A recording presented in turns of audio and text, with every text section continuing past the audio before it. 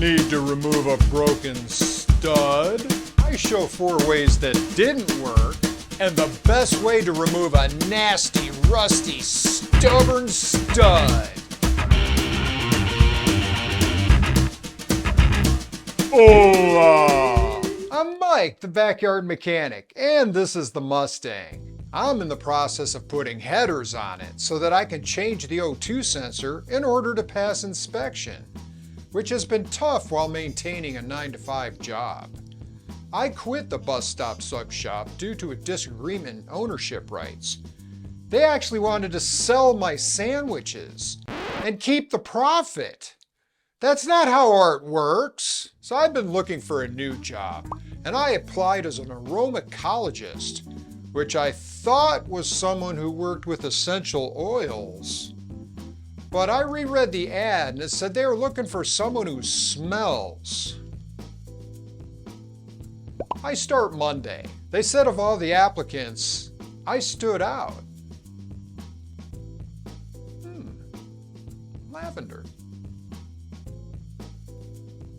While trying to remove the nuts from the Mustang exhaust manifolds, I removed 14 studs, leaving the nut frozen to the stud. Woo! One nut actually came off. And one stud broke.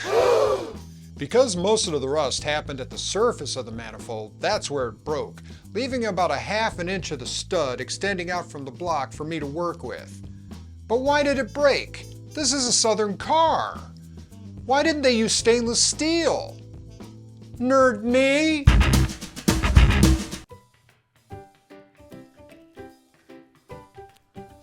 Ford modular engines have a history of exhaust manifold studs rusting. Most exhaust manifolds are made of cast iron. Some are made of stainless steel, but as you can see, this one is not. As cast iron heats up, it expands and stretches the studs, which also expand, but at a different rate. The manifolds also expand lengthwise, which necessitates a need for the nuts to be able to slide around on the surface. If they can't do this, usually due to rust, it will slightly bend the studs, more so on the outer studs than the inner. This repetitive heating and cooling and expanding and contracting eventually weakens the studs. There is a theory that broken studs are more common on modern vehicles because older cars use softer gaskets that absorbed a lot of the movement.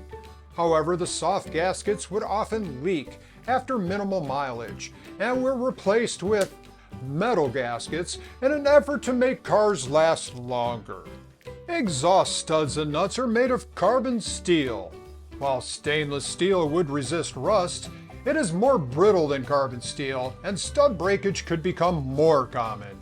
Also, cast iron, carbon steel, and the aluminum alloy engine block are relatively close on the galvanic scale, while stainless is quite distant and could cause the threads in the aluminum block to corrode and seize. If you think removing a broken carbon steel stud is difficult, you should try drilling out a stainless steel stud. It is not a minor endeavor.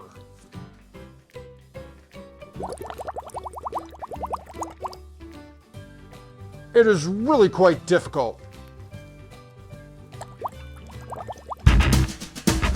The tried and true double nut trick should get the stud off.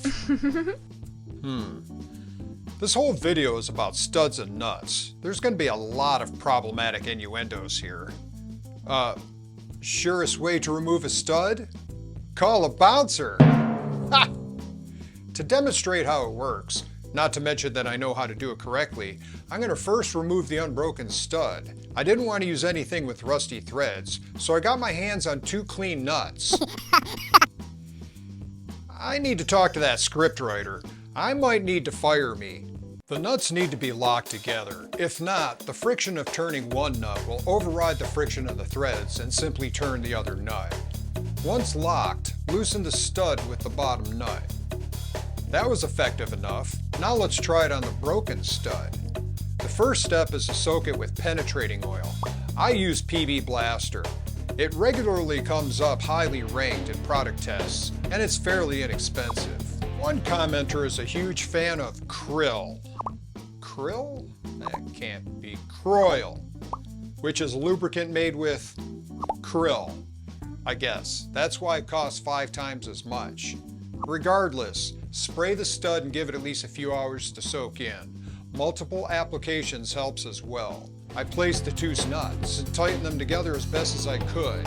The studs were very deteriorated. If you look closely, you can see that while I turned the inside nut, the outside nut is just being pushed out. The stud suffered a lot more corrosion than all the others. I tried this a few times, but I didn't want to completely destroy the threads. I need to try something else. Now I'm going to try to epoxy a nut to the stud. This is in lieu of welding a nut on there, which has worked for me in the past. Unfortunately, I do not have a welder.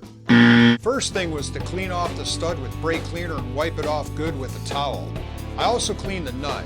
Even though it is new, it's going to have a thin film of oil on it. I used JB Quick Weld and mixed equal parts resin and hardener. I applied some to the threads, screwed on the nut, then put a dab on the end. I let this dry for 24 hours. And the result was a complete failure.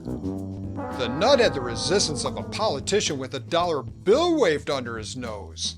This may have been the wrong kind of epoxy. I did some research, but epoxy knowledge is not my strong suit.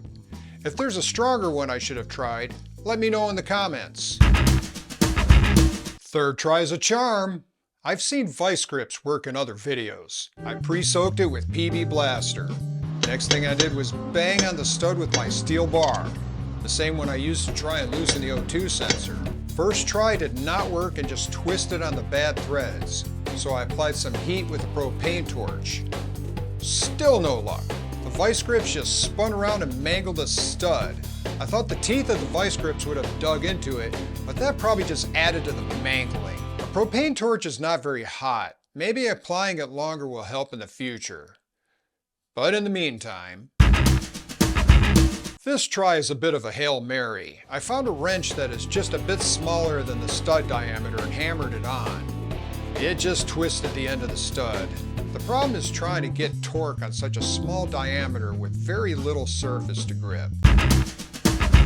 Now I'm going to break down and buy a tool, namely this Stud Extractor from O'Reilly's for $22. If you can wait a day or two, you can save a few bucks and buy one from Amazon. But you don't plan to break a stud, so the auto parts store is going to generally be the place where you buy one of these. This Stud Extractor works a bit like a drill chuck, only with finer and reverse threads. I put it on and hand tightened it. Then I tightened it the rest of the way with a pair of channel locks and a 3/8 drive ratchet. At this point, I tried to loosen it with the ratchet, but I was not confident that a little sideways pressure wouldn't break the stud. So I hit it with the torch one more time, then I put the impact on it so I could get a balanced rotational torque. I purposely ordered my attempts based on its destructiveness to the stud or the threads. I was worried I would break off that stud and then have to drill it out. There's not a lot of room in the engine compartment, so in addition to the screw extractor, I would have had to purchase a 90-degree drill motor. You saved me. You really saved me from all that pain. Oh, I've got a fan online. Hey fan, did you enjoy the video? You're a good boy, fan. I have to tell him he's a good boy. It's part of my contract. He's my aromacologist manager. Actually, he's Dr. Good Boy. I still plan to get back to the O2 sensor saga if I stop breaking studs and galling threads. Speaking of galled threads, if you like this, you'll like my video on how to fix a threaded bolt hole. It will show up here, after the bloopers. For such a short video, I screwed up a lot. Not intended. Man, I didn't use a lot of my best gags. Like my stud finder.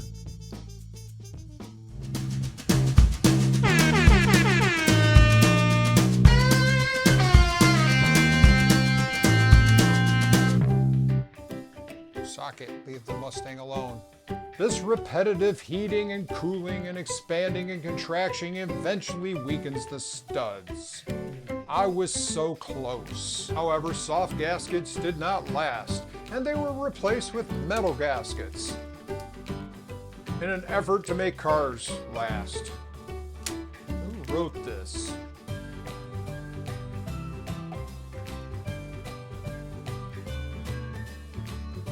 It is more brittle than carbon steel and would break more commonly, and that is not what the script says at all. I'm in the process of putting headers on it in order to change the O2 sensor, in order to pass inspection. Who wrote that shit? I quit the bus stop sub shop. While trying to remove the nuts from the Mustang manifold exhaust manifolds.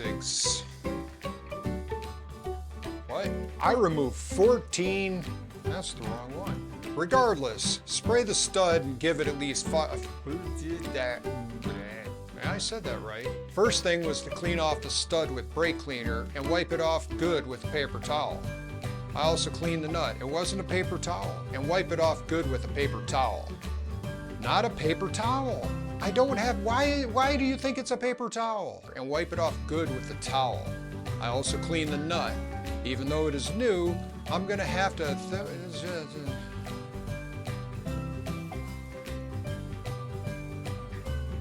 it's so simple. Just read the words. Now I'm going to try to epoxy a nut to the stud. This is a Lua break time, namely the Stud Extractor from our. At this point, I tried to loosen it with the ratchet, but I was not confident that it was a little sideways pressure wouldn't break the stud. Yeah, I'm recording you. Walk on my computer.